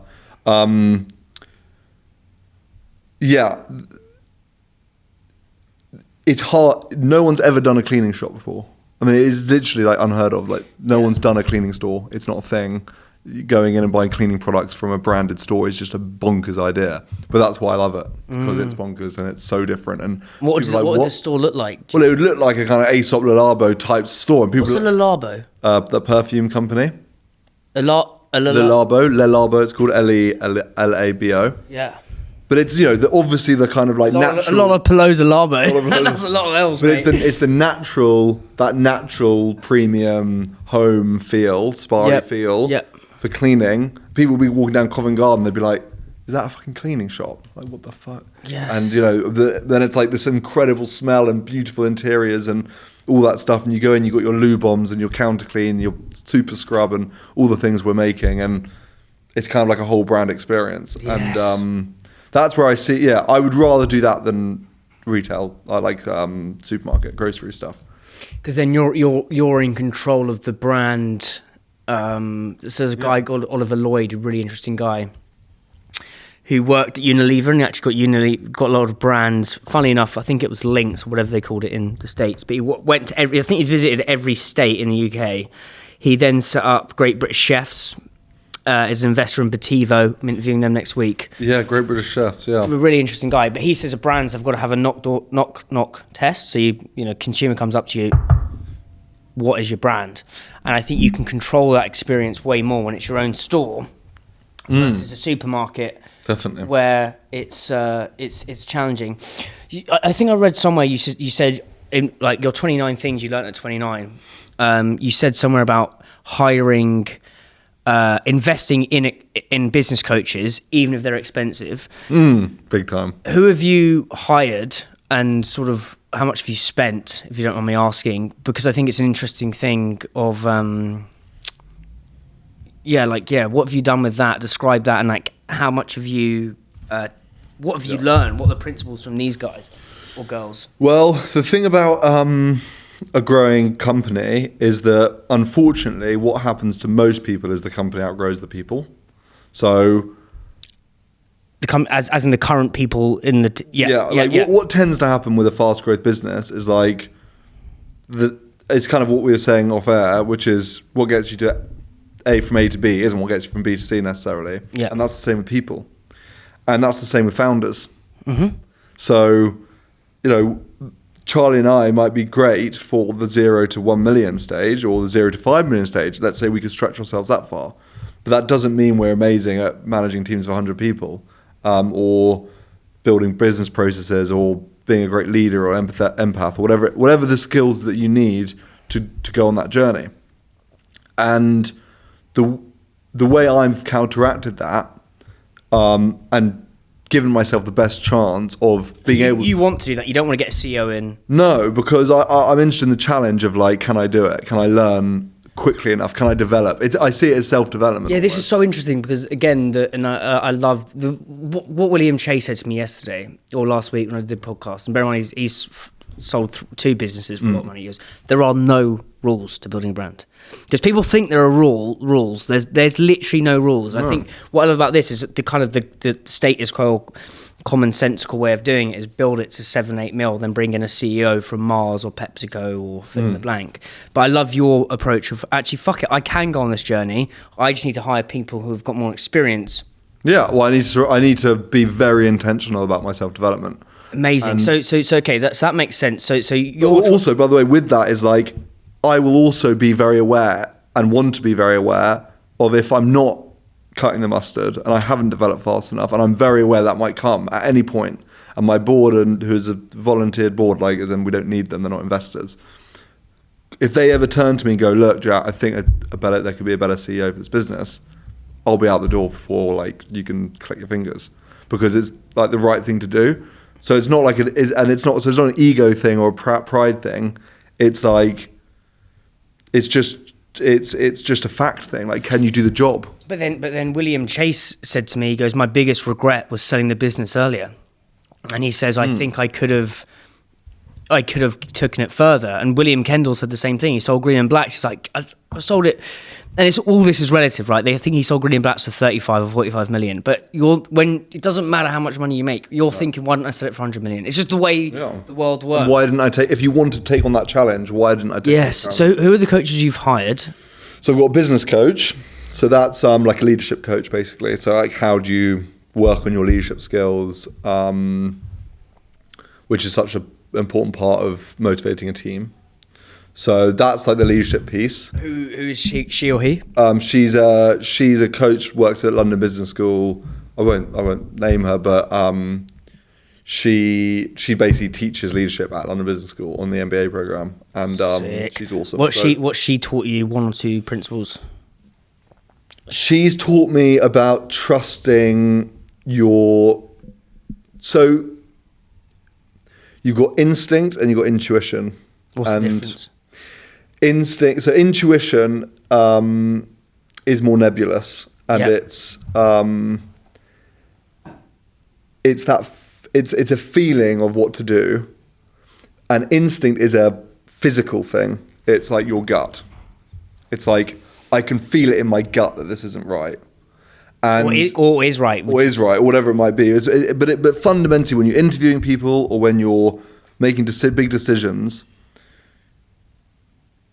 using your instinct and intuition it's a very powerful force to use. And so what she's trying to teach me is to be in touch with both of those things. So sometimes you can feel things, but you're not sure what they mean.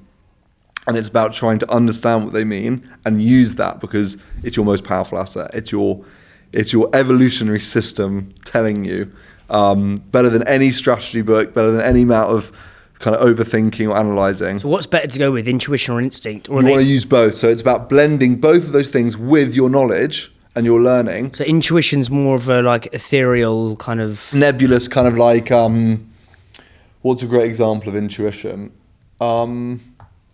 It's like, it's you've all felt it. It's like when you... I know, so I would say I always lead with intuition. I'm just trying to say, I'm trying to work out, for me personally, what the difference is between intuition and instinct. Well, instinct is much more physical. Yeah. So the whole thing is like, it's the gut. It's the gut or the heart or whatever you call it. It's that feeling and like that. Okay, yes, okay, I'm with you, yeah. But what does that feeling mean? And so working a lot on that. She's also, we've talked a lot about future visioning, and like a good leader always has to be happy in themselves. And so we've spent a lot of time working on, like, if you look forward in 5-10 years, like, who do you want to be? And what are the steps you need to take to be that person and become that person? Because that happy person will be the best leader. Mm-hmm. And so it's a lot of kind of future visioning and quite woo-woo stuff, but also very powerful because you just kind of getting to know yourself, really. And it all starts with the self, and then you can help other people. It's like, do your own seatbelt first, and then you can do others. So it's all that kind of thinking, like leadership thinking. And talked a lot about like modern leadership and the change in how people want to be managed. From, like, you look at football managers, for instance, you go from like a Sir Alex Ferguson to a Pep Guardiola. Like, the leadership styles are just so different, much more empathetic, heart-centered leadership, and about empowering people and to get the most out of younger employees, which we all have to, like millennials, Gen Z. You have to lean into that kind of heart-centered leadership.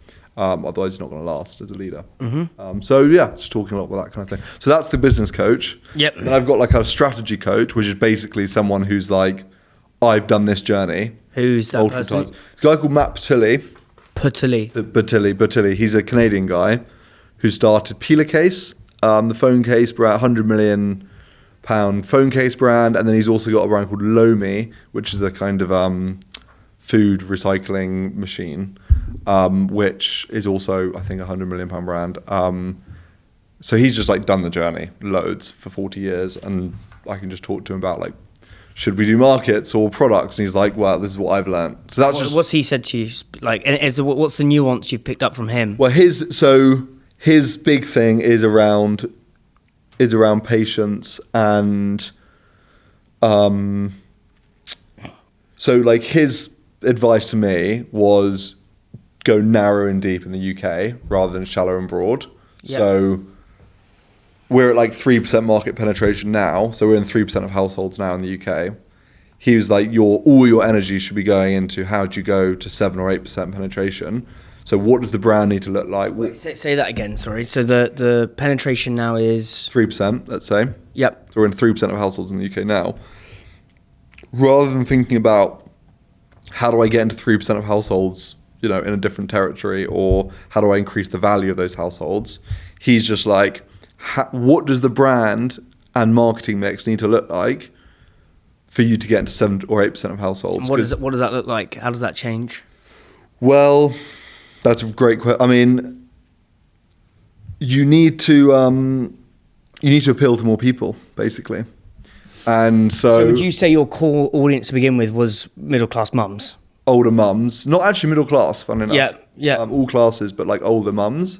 like kids a bit older, a bit more time in the home, that kind of thing. It's interesting. I wrote about this the other day between champagne and cocoa pop problems. So most brands, CPG brands, are middle class founders creating middle class brands to solve middle class problems and middle class packaging. It's a champagne problem. But as you go along the adoption curve, your 8% penetration, you need to start thinking about the cocoa pop shopper, which is not necessarily like an Aldi shopper, but is someone who's more price sensitive who thinks about the price of cocoa pops.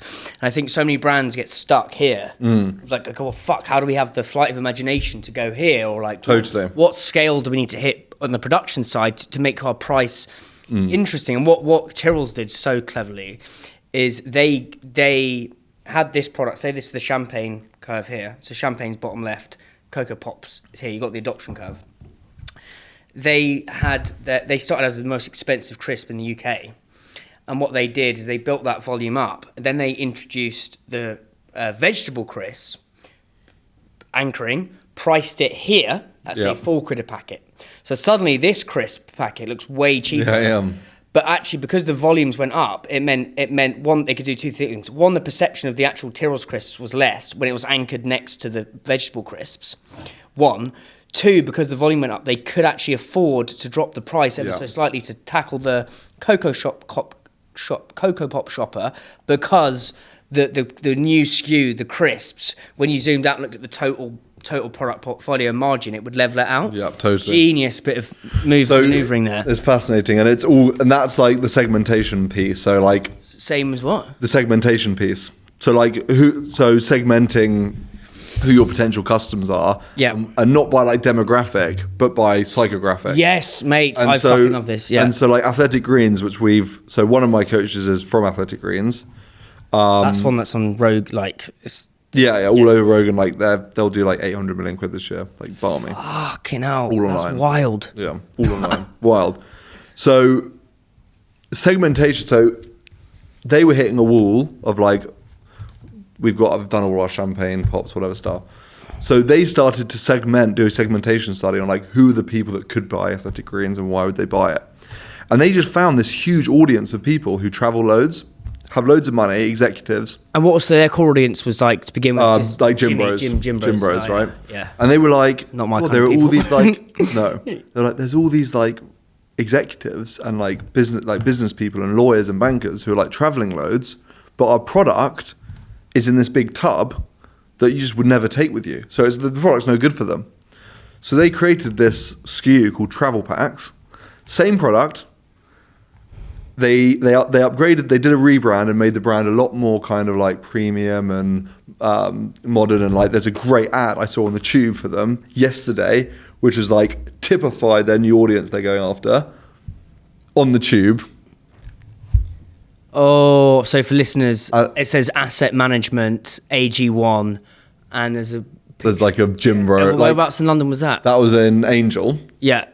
And so like they're hitting the London audit, but like, so they redid the brand, they created this travel packs proposition, they put it on their website, and they kept the website focused. So it was like part of this hero SKU journey that you could choose travel packs or, their original proposition. And what happened? Conversion rate went up, even though choice normally depresses response. What do you mean by choice depresses response? So like conversion rate is a key thing for website purchasing, like what percentage of customers buy. Mm-hmm. Normally, choice will depress the conversion rate because it creates friction in the customer journey. The customer has to make a decision. People don't like making decisions. They'd rather not make a decision than make a decision. So you not only have to get them to decide they want to buy, then you have to get them to decide what they want to buy. Hence why I said that website, was never going to fly, because just too much like choice depressing response rates, conversion rates. So even though they increased the choice, it improved the conversion rate because it unlocked this whole new segment of customers, the travel packs. And the brand obviously was doing a better job of attracting them to the website in the first place. And it unlocked their growth journey from 100 to 800 million, basically, that one insight. Yeah, it's almost like, was it British Airways who tapped into the red-eye flight? Like Right. they did that business class thing, and it was like one advert, which was like the whole point of business class is they weren't selling the expensive plane ticket. They were selling the fact that you get a good night's sleep and you'll like land and you'll be fresh for your meeting. Yeah. It's like the feature versus benefit. Totally. What time have you got another meeting or? I do in like 15 minutes. Okay, cool. Yeah, we'll wrap this up in a sec. Let me just. I've got one at 2, but I'll push it back 15 minutes. Maybe 15. Yeah, no, I think it's mad. So then, in terms of your segmentation, where does it go? So we found some really interesting stuff. So the habitual cleaner is someone who's like buying per diem fig to clean loads. So they want the same thing every time. Then we found out this new type of cleaner called the variety seeker. So that's someone who wants a different sense. Mm-hmm. So now we've got the signature seasonal propositions, increase the potential penetration. But the big thing for us is the brand. And so we've got a rebrand. It'll probably be out by the time this comes out. And it's trying to just broaden the appeal, basically, of the proposition. And I think it's an incredible job. We hired the global. That's why I think you should have a podcast. I'm not trying to sell to you, but I just like irregardless, because I think you could get loads of different segments talking about cleaning. Yeah. You could actually get a gym bro, because there's a guy I follow called, that's a cool idea, called TM Cycles, who's like a gym bro, but he puts up content of him working out. You know, like Burton, Elliot. He puts out gym content, but he also puts up like pictures of his house and shit like that. Yeah, I think that could be really interesting. And then you could also get like that's really. You could get a builder, for example, or maybe not a builder. Maybe that's a bit too much. No. Push. This guy came into my house. He's a plumber. Yeah. Came around the house. He saw per diem fig. He was like, "Oh, I've got that." And I was like, that could be. I was like, "Why did you have that?" And he was like, "Oh, I've got a boat on the canal, houseboat." And he was like, "I use it to clean my houseboat." Mate, I really think you could. This whole spa day cleaning there's a podcast in that. We'll chat separately about that. Yeah. Cleaning routine and all that. Yeah, well, just like because I think you're transforming the way people think about cleaning. I think in my head, it's like I would be way more. Yeah, it's just interesting. I think there's. And I think the demographics thing is so interesting. And sorry, psychographics.